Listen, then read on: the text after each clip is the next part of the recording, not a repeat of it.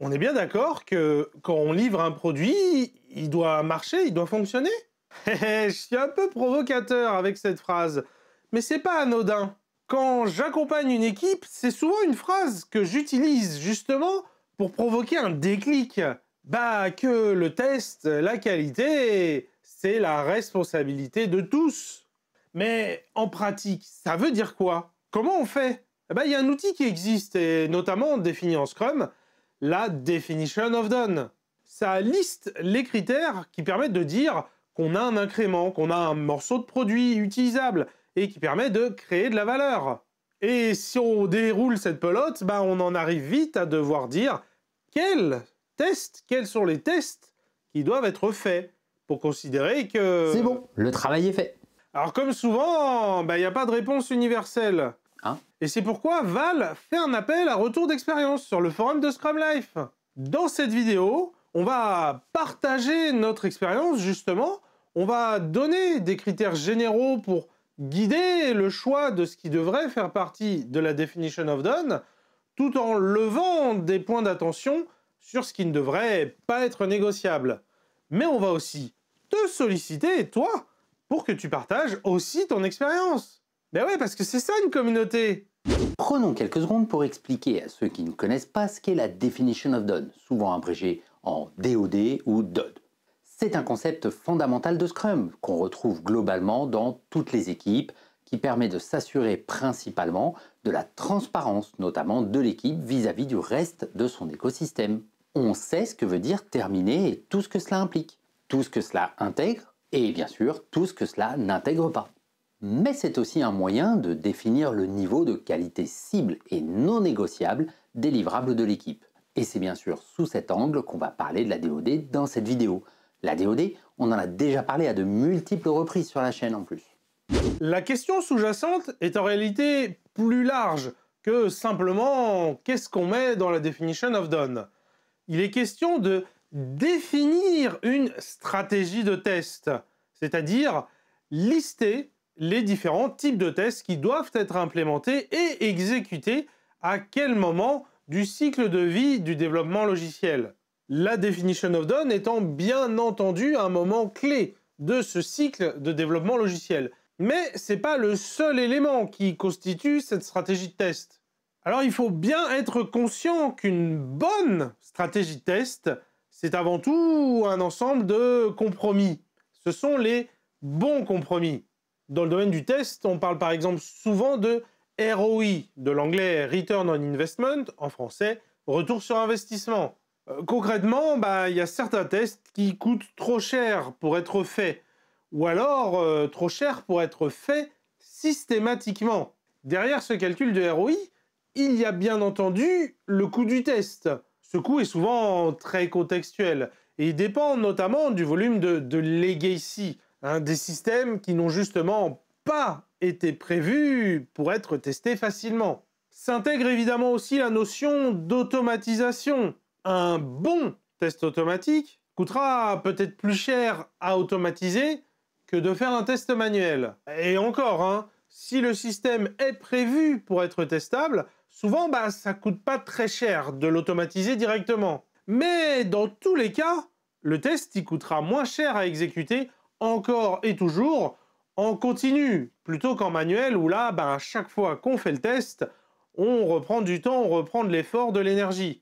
Et donc dans ce cas, si on fait plutôt des tests automatiques, on voit bien que le test automatique, il fait pencher fortement la balance du ROI vers l'exécution du test, puisqu'il ne nous coûte pas très cher à exécuter une fois qu'il est là, ce test automatique.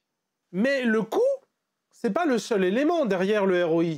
Si le coût de mise en place et d'exécution du test, c'est la partie investissement du ROI, il y a l'autre élément, le R, le retour sur cet investissement. Et dans le domaine du test et de la qualité, on va généralement parler de risque pour cette partie, ou plutôt de dérisquage. Quand on se demande si on doit faire un test donné ou non, implicitement, on se demande si ce serait grave, si on passait à côté de ce qu'aurait détecté ce test. On voit très bien comment cet élément est contextuel. Par exemple, dans le domaine du médical ou du militaire, on risque de tuer des gens, alors que dans le domaine de la finance, on risque de perdre de l'argent. Et enfin, dans le domaine du divertissement, on va juste perdre du confort. On n'aura bien entendu pas la même tolérance au risque dans chacun de ces cas de figure. Et on pourrait justement illustrer ces choix par deux exemples. On va prendre un peu les deux extrêmes.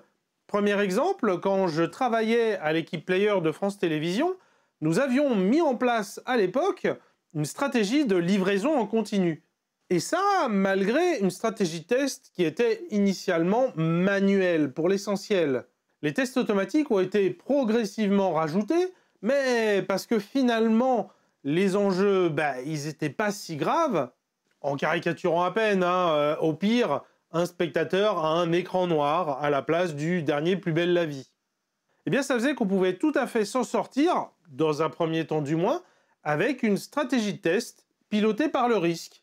On prenait le temps de se demander qu'est-ce qu'on risquait de casser, puis on focalisait dessus nos efforts dans nos tests manuels. Maintenant, on va prendre un autre exemple, justement à l'autre extrême du spectre, l'industrie automobile. Cette fois, dans l'industrie automobile, des vies sont en jeu. Et c'est ce qui a traditionnellement amené l'industrie automobile à suivre des processus de tests qui sont longs, exhaustifs, contraignants et coûteux. Et ce n'est que récemment que, notamment Tesla, a mis un coup de pied dans la fourmilière en automatisant ces processus de test. Ce qui leur a permis d'atteindre une vitesse d'innovation sans précédent dans cette industrie. Et clairement, face à des risques élevés, la vitesse, c'est impossible sans automatisation. Comme nous l'a très bien dit Joe Justice lors de son interview à propos de Tesla et SpaceX, Safety is for automation. Si on veut de la sécurité, on est obligé d'automatiser. L'automatisation est le seul moyen qui nous amène à la sécurité. Dis-nous, c'est quoi, toi, la stratégie de test de la Definition of Done sur ton produit? Décris-nous tout ça en commentaire. Bien sûr, sur le principe, il semble plus bénéfique d'avoir une Definition of Done la plus exhaustive possible et donc réduisant au maximum les risques. Mais comme on vient de le voir, c'est à condition que ça ne coûte pas trop cher. Si c'est pour se retrouver avec une seule livraison par an, ça ne va pas aider l'équipe à être agile et à saisir des opportunités. Un élément clé ici, c'est l'automatisation des tests. Derrière ça se cachent deux aspects. Le premier, c'est la compétence, c'est-à-dire la capacité à automatiser des tests et surtout à le faire de la bonne manière, d'une manière qui sera maintenable, qui n'amènera pas à des tests fragiles qui seront plus coûteux à corriger, qui ne feront gagner du temps. Et la compétence, ça s'apprend. Mais ça ne fait pas tout. Le second élément, c'est la testabilité. Concrètement, un système prévu pour être testable donnera facilement lieu à des tests automatiques et qui ne seront pas fragiles. Alors d'un côté, la testabilité d'un système est également quelque chose qui s'apprend, dans le sens où il faut construire le produit en ayant la testabilité en tête. Mais d'un autre côté, dans la majorité des cas, on ne part pas d'une feuille blanche. On fait évoluer un système existant et même si on a toutes les compétences du monde, eh bien à l'instant T, le système est dans l'état où il est. Bref, c'est le fameux legacy. Si tu travailles sur un système qui n'a pas été prévu pour être testable, tu pourras peut-être corriger progressivement ce défaut, mais actuellement, il faut bien faire avec. Tout ça pour dire qu'en l'absence de legacy, en l'absence d'un système historique, eh bien la stratégie de test et la Definition of Done devraient logiquement être fondamentalement axée sur des tests automatiques et amenée à livrer souvent, voire en continu, en production. Mais à l'inverse, avec une bonne dose de legacy des familles, on aura d'autres choix que de soit ralentir le rythme quand les enjeux sont importants, soit de réviser à la baisse ses ambitions en termes de gestion de risque afin de pouvoir livrer vite et souvent. Honnêtement, il est probablement préférable d'accepter le risque et de livrer vite parce que ça va permettre d'apprendre et d'enclencher une démarche d'amélioration continue. Alors qu'à l'inverse, si on doit rester sur des cycles lents, ça amène souvent à rester sur les approches classiques de développement et puis à ne rien changer fondamentalement. Alors attention, ne nous fait pas dire ce qu'on n'a pas dit. On n'est pas du tout en train de cautionner le quick and dirty, voilà, de faire des trucs à l'arrache, tout moche. Non, c'est pas ça le sujet exactement. Non, ce qu'on est en train de dire, c'est que pour piloter le changement, il est préférable de rentrer dans des cycles courts et surtout dans une démarche d'apprentissage et d'amélioration continue. Et, excusez-moi les mots, mais ça n'implique pas de faire de la merde. Non, ça implique de faire de son mieux, sans se tenir à l'impossible et en étant conscient qu'il faut passer par des moments difficiles pour changer les choses. Le fait de faire des cycles courts fait qu'on voit forcément les problèmes et qu'on ne peut pas les ignorer. Il est là le sujet. Il faut les gérer ensuite, ces problèmes. Reprenons depuis le Scrum Guide la définition de la notion d'incrément et de son engagement, la Definition of Done. Le Scrum Guide précise qu'afin de fournir une valeur, l'incrément doit être utilisable. Cette phrase explique le minimum vital de la Definition of Done. Ça doit donner lieu à des incréments qui peuvent fournir de la valeur, ce qui implique que ces incréments soient utilisables. Utilisable, ce mot est évidemment très contextuel, et en même temps, il en dit assez long.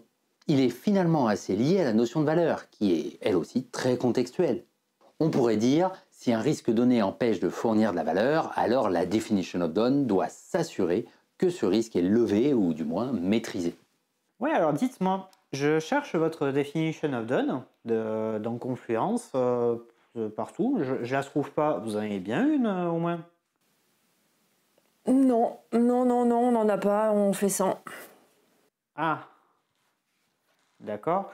Mais alors, pour vous, quand vous avez terminé quelque chose, ça implique quoi? Enfin, par exemple, sur votre produit, est-ce que ça veut dire que vous avez mis en prod ou peut-être pas? Ben ouais, terminé, c'est en prod. Sinon, ça veut dire que ça sert à rien, ce qu'on a fait, que ça n'a pas de valeur pour l'utilisateur. Donc ouais, terminé, c'est en prod, ouais. Ah, ok. Donc ça, c'est top déjà. J'adore quand tu parles de valeur. Mais alors après, donc vous vérifiez quoi avant de mettre en prod? Ouais, ben en fait, on a développé la fonctionnalité, on a vérifié que ça fait ce qu'il fallait, qu'on a passé les critères d'acceptation, quoi. Ok, donc ça je note, hein, les critères d'acceptation. Mais après, c'est tout. Vous vérifiez pas, par exemple, l'utilisabilité du produit, son visuel, par exemple? Non, pas spécialement. C'est pas très grave, au pire, on s'en rend compte après et puis on corrige. Mais dans ce cas-là, est-ce qu'il y a de la valeur pour l'utilisateur s'il ne peut pas utiliser le produit?